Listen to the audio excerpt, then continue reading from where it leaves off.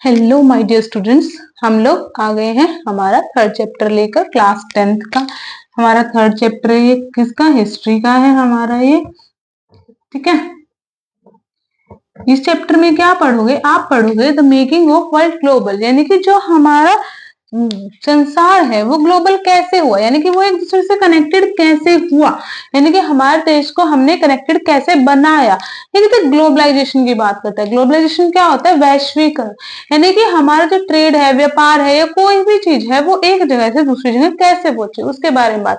The movement of good, capital, services, technologies, ideas, peoples from one nation to another nation is called globalisation. ये कहते हैं जब किसी भी गुड्स का, किसी भी कैपिटल का यानी कि पूंजी का, सेवाओं का, किसी भी टेक्नोलॉजी का, किसी भी सोच विचार का या लोगों का एक नेशन से दूसरे नेशन में क्या हो रहा है, मूवमेंट हो रहा है, यानी कि वो लोग जा रहे हैं, तो उसको बोलते हैं हम लोग ग्लोबलाइजेशन यानी कि वैश्वीकरण। आगे अगर आप देखो, interconnected of national refers to globalisation, यानी कि जब हमारे कनेक्शंस यानी कि हमारे क्या हो, आपस में अच्छे हो, उसको बोलते हैं ग्लोबलाइजेशन।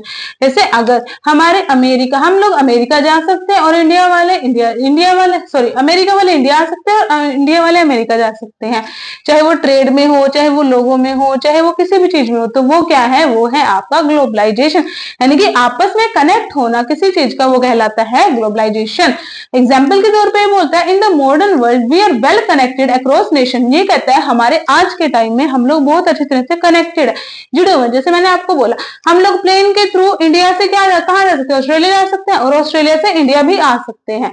ठीक है, ये कहता है हमारे यहाँ पे और तो क्विक ट्रेवल, यानी कि बहुत जल्दी हम लोग ट्रेवल कर सकते हैं एक नेशन से दूसरे नेशन में, एक राष्ट्र से दूसरे राष्ट्र में। नेक्स्ट कहता है How was globalization in past time? Past time में कैसा था ग्लोबलाइजेशन, क्या ग्लोबलाइजेशन था? हाँ स्टूडेंट्स, हाँ जी आप बोल सकते हो, पास्ट टाइम पीरियड में भी क्या था, हमारे पास ग्लोबलाइजेशन था। ये बोलते हैं प्री मॉडर्न वर्ल्ड था उस टाइम पे। क्या कहता है, the process of globalisation has been observed since ancient time, यानी कि हम लोगों ने एंशिएंट टाइम से ही ऑब्जर्व किया है कि हमारे पास क्या थी, ग्लोबलाइजेशन थी। किस अकॉर्डिंग, ट्रैवलर्स, यानी कि लोग क्या करते थे, एक जगह दूसरी जगह ट्रैवल करते थे, ट्रेड व्यापार के लिए जाते थे, प्रिस्ट अपने क्या करते हैं, जो हमारे कौन थे, साधु संत होते हैं, वो लोग अपने धर्म का प्रचार करने के लिए जाते थे। पिलग्रिम्स, जो हमारे प्रचारक, धर्म प्रचारक थे, वो क्या करते थे, वो अपने धर्म प्रचार के लिए दूसरी जगह जाते थे। ये कहता है कि पास्ट टाइम पीरियड में ग्लोबलाइजेशन हो रहा था, व्यापार हो रहा था। हमने देखा है, अगर हम देखें तो लोग क्या करते थे, एक जगह दूसरी जगह जाते थे, काम की तलाश में भी जाते थे पहले के टाइम में भी, और हमारे ट्रेड व्यापार के लिए भी जाते थे। हम अगर एक चीज जज करके देखें, जो हमारी कोड़ियां थी, ठीक है, वो कहाँ की थी, चाइना की थी, है ना।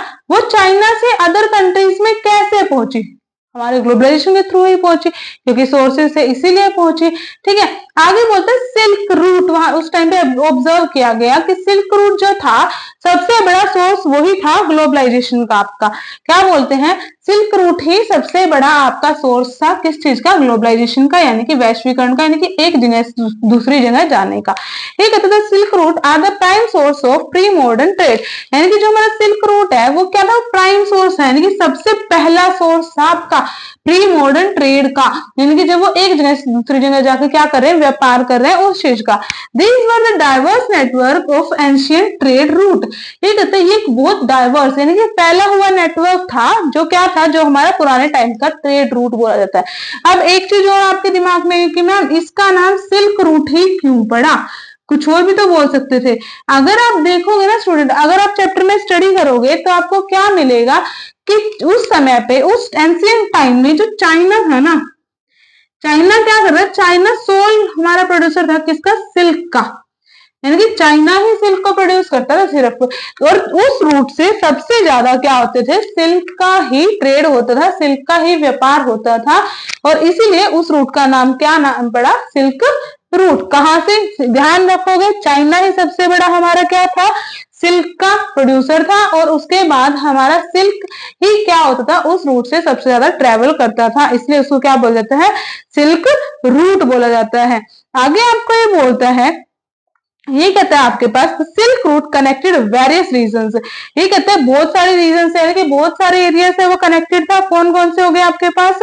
ये कहता है एशियन कॉन्टिनेंट से also linked with the Asian European northern America.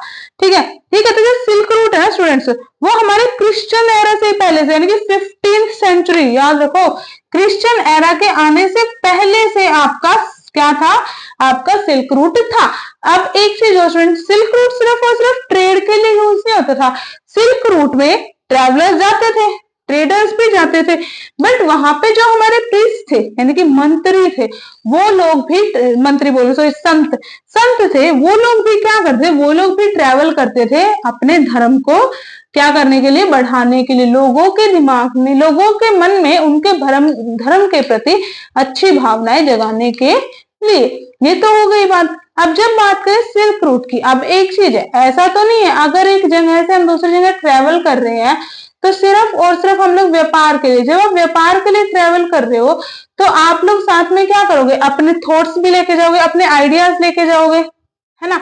अपने आइडियाज जब आप लेके जा रहे हो तो अपने फूड आइटम्स भी लेके जाओगे, है ना? जो आपके अंदर डिजीजेज है, बीमारियां हैं, वो भी ट्रेवल करेंगी। यानी कि सिल्क रूट से ऐसा नहीं सिर्फ ट्रेड होता, बहुत सारी चीजें जो थी ट्रेवल करती थी वहां पर। जिनकी जैसे आप एक एग्जांपल के तौर पे देखो, हम लोग नूडल्स खाते हैं, नूडल्स खाते हैं, है ना?